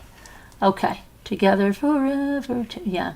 Singer from the 1980s who is now well known for the Rickroll internet phenomenon. The album is fun and joyful, especially the song Angels on My Side. Rick sings, I got angels, you got angels, everybody's got their angels on their side. Everything's going to be all right. I dedicate the song to my cemetery friends from 30 years ago who watched over me, and also to my current friends who I sense are helping me and protecting me now. Yes, Rick, everything's going to be all right.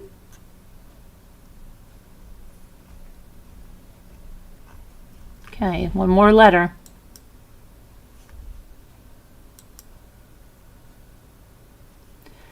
When I was Springville's cemetery sexton, most days were calm, but there were times when things got a little spooky. The most tangible ghostly experiences I had happened after we buried a man named Eddie, who had been known in town as a petty thief. His burial spot wasn't far from my office, and almost immediately after his graveside service, strange incidents started occurring. For example, the morning after Eddie's burial, I arrived at work and noticed the gate to the enclosure where we parked the backhoe and the dump truck was swung open. This was unusual because I always made sure the gate was locked as I departed each evening. I possibly left the gate open on accident the first time, but after the same thing happened the next 2 days, I strongly suspected Eddie was still picking locks and causing mischief, despite being dead. When I left for work after the third incident, I tucked a piece of plastic around the lock in a certain way, so I could tell if someone touched it. I even drove back to check the lock that night after dark, and it was still fastened securely with the plastic in place. However, when I checked the gate early the next morning, it had been pushed open a few inches. The lock was undone, even though the plastic looked untouched. I wasn't amused by this ghostly prankster. The biggest surprise came moments later when I checked the shed next to my office. The shed had a padlock that required a key I kept on my keychain. But not only was the shed unlocked, but the padlock itself was hooked on a peg above the door. By this point, I wasn't scared. I was irritated. I figured Eddie was nearby, probably pleased I had noticed his handiwork, so I turned around and said, "Hey, Eddie, listen to me. I'm impressed with your skills, but you are going to get me in trouble. What if someone sees this gate open and steals this backhoe? The backhoe. I'd get fired." I paused for a few seconds and then added, "Eddie, you don't belong here. There's a better place for you. Look around. Go towards the light and don't come back." He must have listened, because any problems with the locks stopped that very day.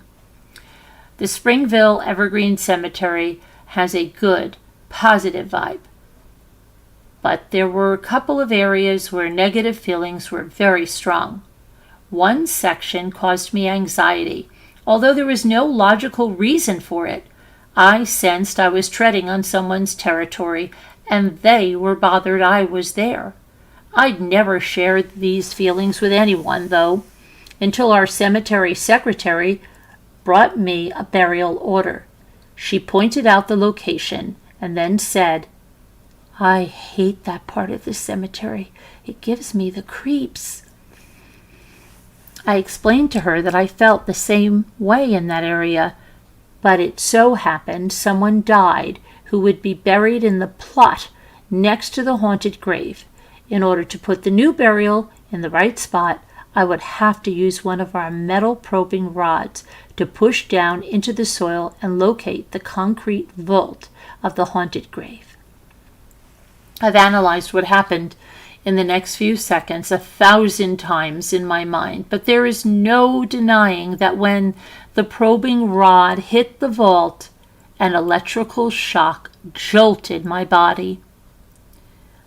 I dropped the rod and shook my arms until they stopped tingling. I wondered if I'd struck an underground power line, but it was impossible. I grabbed the probing rod once again, and this time when I touched the vault, it felt like somebody shoved me viciously in the chest. I took off running as fast as I could. I sensed an angry demon-like spirit right on my heels, and it chased me all the way to my office. I could feel the demon clawing at me. Every inch of my body was covered in goosebumps, and I was praying out loud the entire way. My office was several hundred yards from the grave, but I covered the distance in record time. I was completely terrified. When I dug the grave with the backhoe the next day, I stayed as far from that haunted grave as I possibly could. I wasn't going to risk the chance of another violent supernatural encounter, and thankfully nothing happened. I later read the autobiography of Herbert C. Kimball, a prominent LDS church leader in the 1800s. He endured a demonic attack while on a church mission in England that reminded me of my own experience. He was struck with great force by some invisible power and fell senseless to the floor. 2 other missionaries helped him sit on the bed. Then all 3 of them could distinctly see evil spirits who gnashed their teeth at them.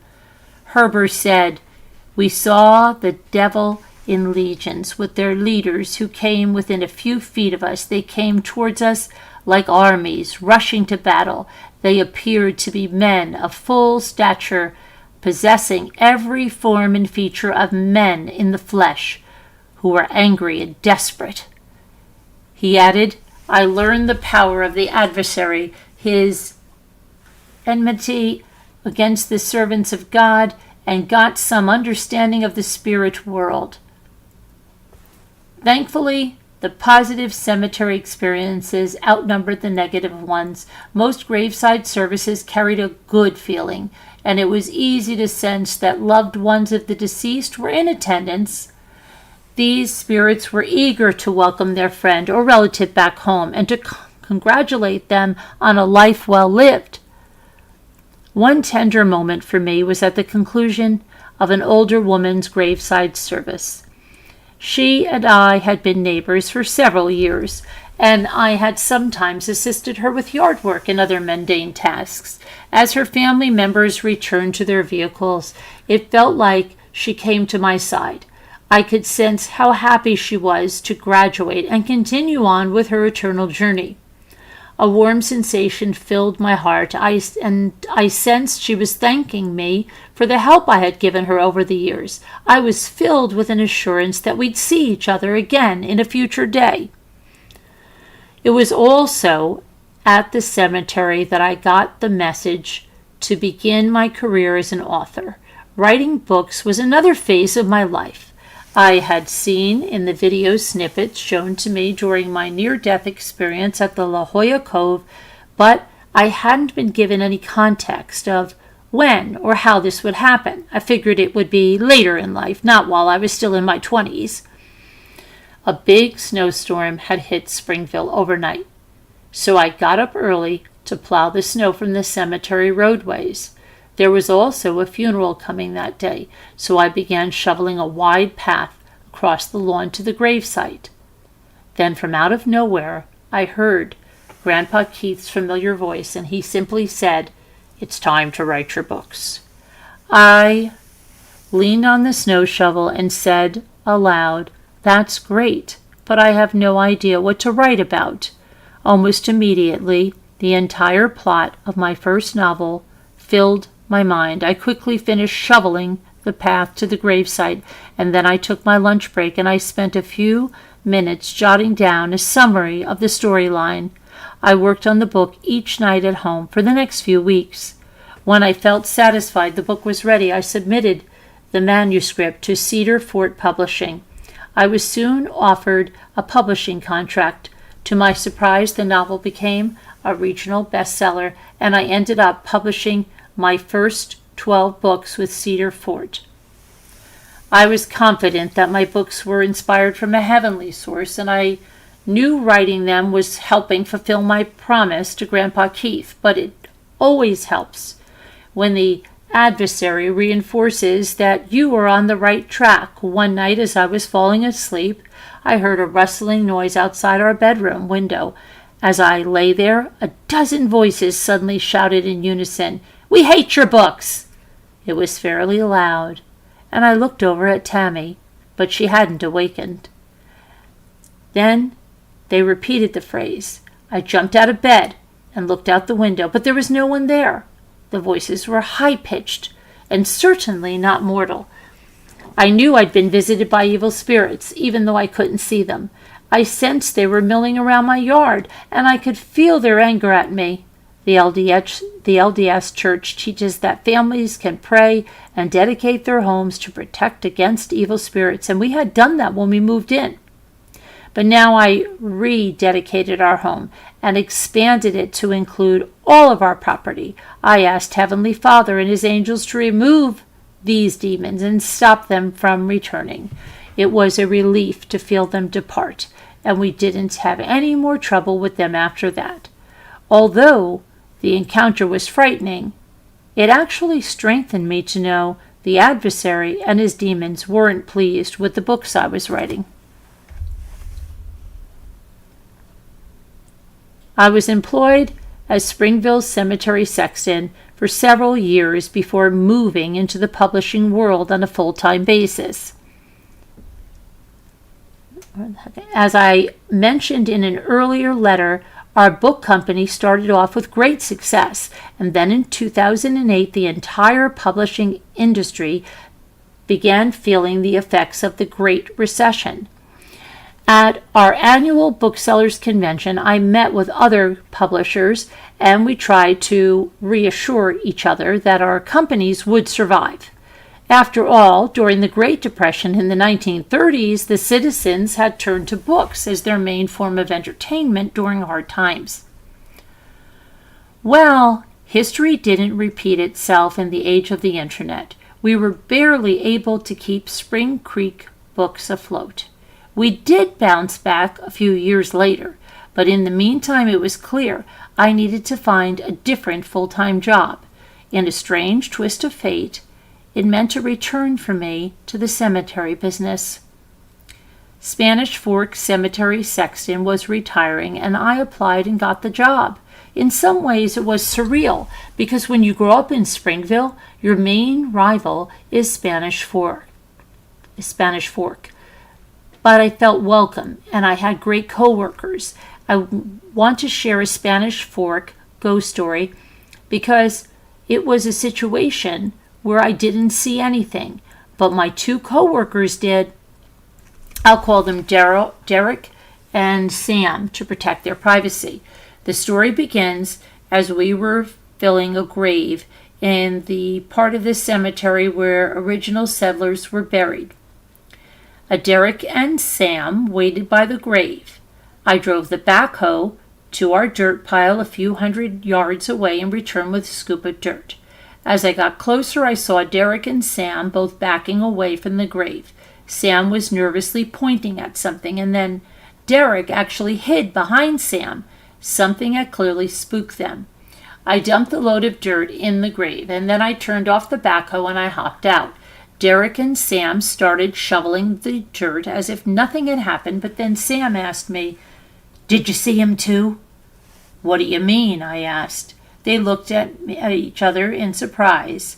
Sam stammered for a moment before walking to a spot about 10 feet from the grave. He said, "There was a boy standing right here. He was watching us." Derek added that the boy was wearing old-style clothes and that he vanished into thin air when I got closer with the backhoe. I asked them if they could see through him, and they both shook their heads. Derek said, "I thought he was a real kid at first. He stood there for at least 30 seconds. We discussed the experience many times during the rest of the summer, and we marveled that both Derek and Sam saw the boy. I would always write down memorable cemetery stories such as this one, and I eventually published a non-fiction book titled One Foot in the Grave. The first version was published after I finished working for Springville City. I later updated the book with a new cover and added several of my Spanish Fork experiences. There are numerous funny stories included, along with a good description of what it is like to work in a cemetery. Hi, 61. Despite these occasional humorous incidents, I always took my duties as sexton very seriously. I regarded it as a sacred honor to care for the cemetery grounds and to perform burials properly with professionalism. Most importantly, I always made sure the deceased were shown complete dignity and respect. I know better than anyone that my employees and I were on holy ground, with friends and relatives watching us from the other side. I'm grateful for that unique opportunity and for the experiences I had that made me a better person. In these letters, I have shared a few of my encounters with spirits. However, I realize there are people who truly don't sense spirits around them. I know a man who worked in the cemetery for 3 decades, and he claimed he never felt any spiritual phenomenon during that time. I believe him, because we are all wired differently with various abilities. I use that word wired because I perceive spirits as human-shaped electrical fields. When they are near me, the hair on my arms and legs stands on end. I rarely see or hear spirits. I also don't smell or taste their presence, although some people do. The sense of touch best describes what I experience. A visit from a good spirit feels like a warm summer breeze that creates a soothing, energetic effect. Meanwhile, the presence of an evil spirit generates an icy vibration, similar to a frigid winter gust that temporarily takes your breath away. We have all been given spiritual gifts from heaven, including a sense of intuition or gut feeling to help us. I think most people can recall situations where they have felt guided or warned by an unforeseen source. The great thing about these gifts is that they aren't one size fits all. We each receive them in ways we can best understand them, based on our own talents. Hopefully, we will use these gifts to make the world a better place. Throughout my life, I have sought to bring positive energy and healing light to the heart of those around me, to the hearts of those around me. The source of this light is Jesus Christ. The Savior's atoning sacrifice has made it possible for each of us to overcome death by being resurrected someday and returning to live with our eternal family. LDS Church President Russell M. Nelson has recently shared several messages about the Savior's second coming. Jesus will soon return in glory to bring peace to this troubled world. I know this event will happen and flood the earth with happiness. This leads me to mention another song that has helped strengthen me during those very rough final months in the Fremont County Jail before my court trial began. The song is I Believe It, The Life of Jesus by John Reddick. It sums up the marvelous mission of our Savior.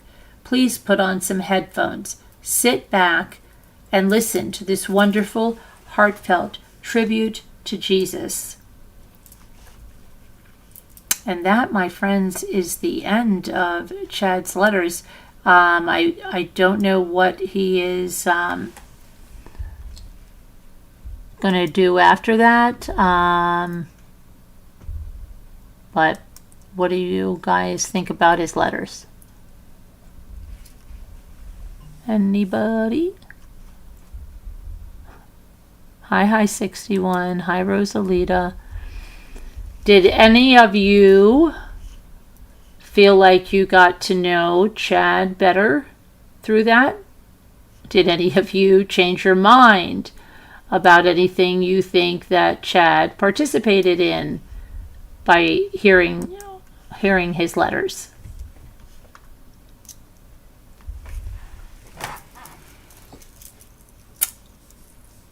I'm curious if it made anybody have a different opinion of Chad. Hi 61 says, I think, Hi 61, you got rid of that before I even could read it. Now we have to wait. Rosalita says, he's full of himself and delusional. So I guess she hasn't changed anything, right? Hi says, they are more interesting when you read them. Oh, thank you, Hi.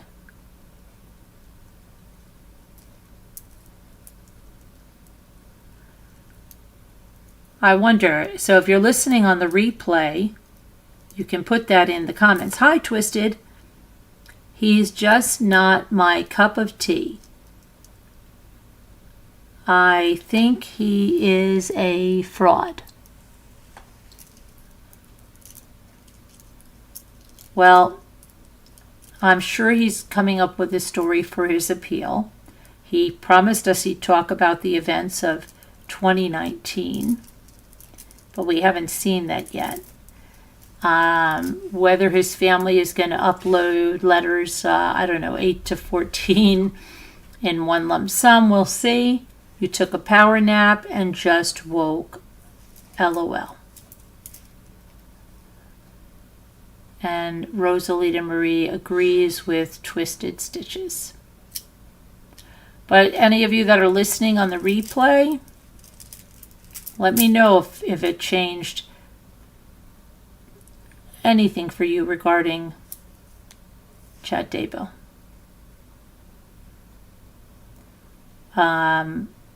Is he just doing this to spin his narrative for his appeal? He does seem disgruntled with his lawyer, John Pryor, right? That John didn't do some things that he wanted John to do, and that he was told to remain stoic and not have any emotion throughout the trial. And that seemingly worked against him, is what he's saying, right?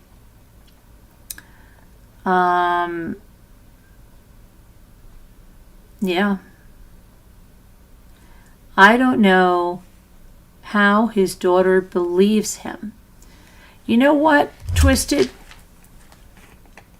I think, is it that you've got to understand, right? If you believe your father killed your mother, number one, it's a horrible thing to believe you were raised by a man, fathered by a man, share the DNA of a man that would do such a thing to a woman that he supposedly loved and had 5 children with, raised 5 children with, that he wouldn't divorce her, but that he would be capable of killing her. So that whole thing is really bad. But then to accept that your father did that would be to accept that your father is a murderer. Worse, didn't murder someone in self-defense or to protect his family, murdered their mother, was capable of that, and they and their children share this man's DNA. And sometimes that can get, someone to deny that could have happened, because it may be easier for them to live a life denying that than to accept that as the truth, right? And to have to deal with all of that with their kids, What did Grandpa do? Is Grandpa a cold-blooded murderer that murdered our grandmother? Does that mean, this, or does that mean that, His lawyer knew he would make a clown of himself. I know, but it's just so obvious. I know, Twisted, but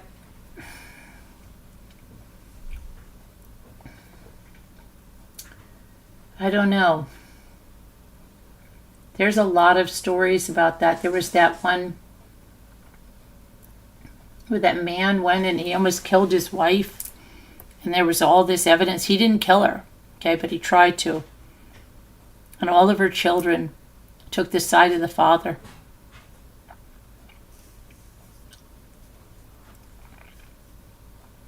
Look at Barry Morphew. His daughters both support him.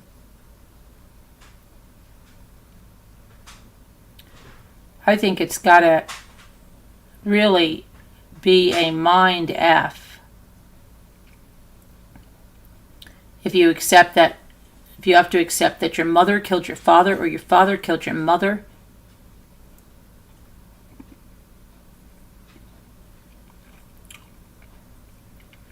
process that.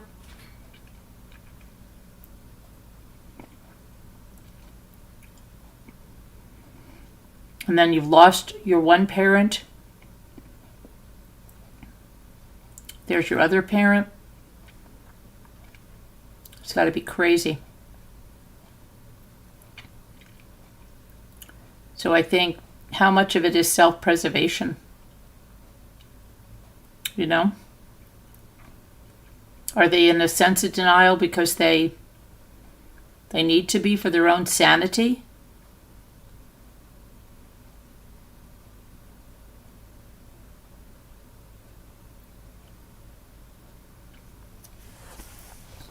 You know, I mean, that's something, right? Killing your mother, killing your father.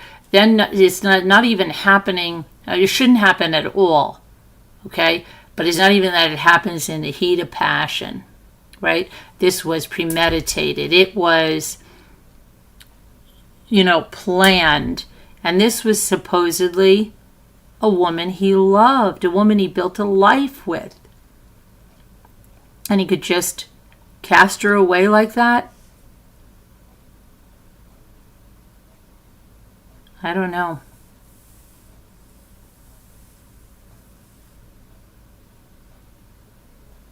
It's just, I think it's a lot for them to take in, to try to process that.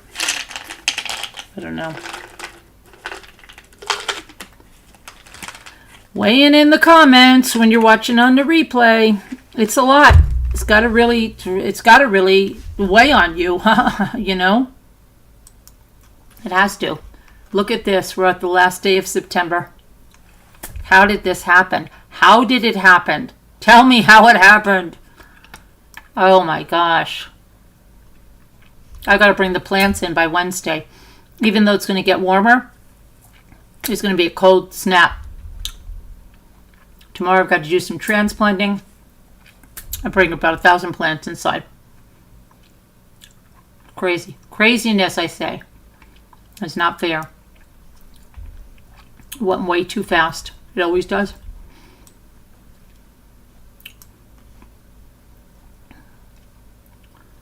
So...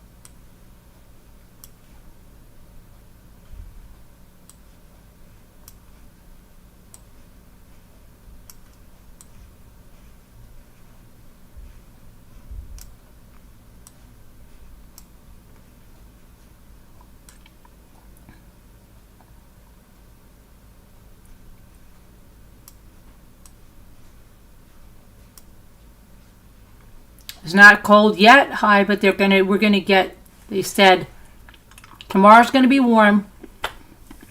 On Wednesday and Thursday, you're gonna go to cold. And then it's gonna heat up by the weekend again. But I'm scared about, there's a few, like I have an avocado tree, I have mango trees, I have orange, lemon trees. I gotta bring those guys in.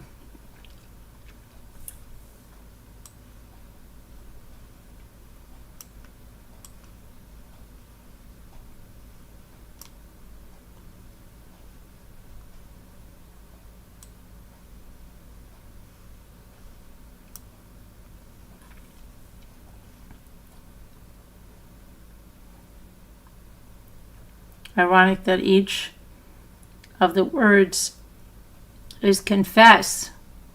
Oh, there you got confess. Who got that first? Murder of Crows? Rosalita got it. But she didn't write it down. Good, Rosalita. Confess, right? Confess, con. Yeah.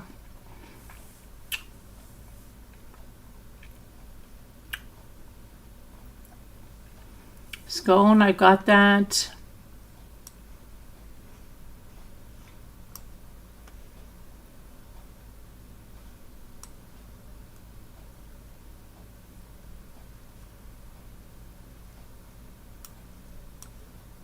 Friend or foe, right?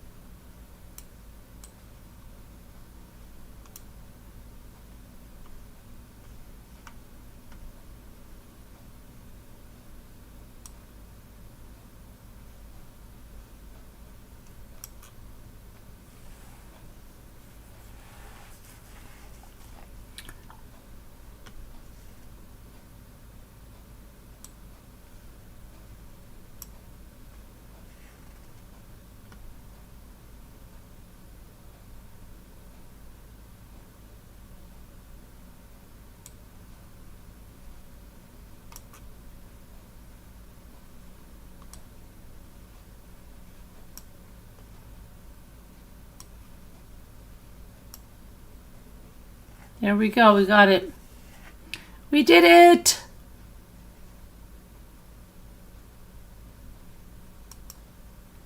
So anyway, it's 2:50. It's almost 3. I'm going to go to bed. I've got a bunch of stuff to get out. I did some shipping today, which I'm happily excited about. I'm going to try to get some more stuff packed up tomorrow to the end of September. I've got a list of things I've got to do. And well, thank you guys for hanging with me this month.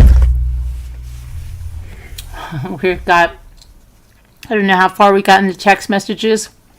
Pretty far. But I hope to see you tomorrow. Have a great night. Stay safe. Be good. Love you guys. God bless. Prayers for all of you that need whatever needs you have. And we'll see you. Am I leaving? Well, I did 2 lives already today. Hi. I read for 2 hours on the text. And how long did I read Chad Daybell? I think I started at 12:45. Did I read like 2 hours of Chad? Yeah. Everybody have a good night. Get some rest. And hopefully we'll all see each other again.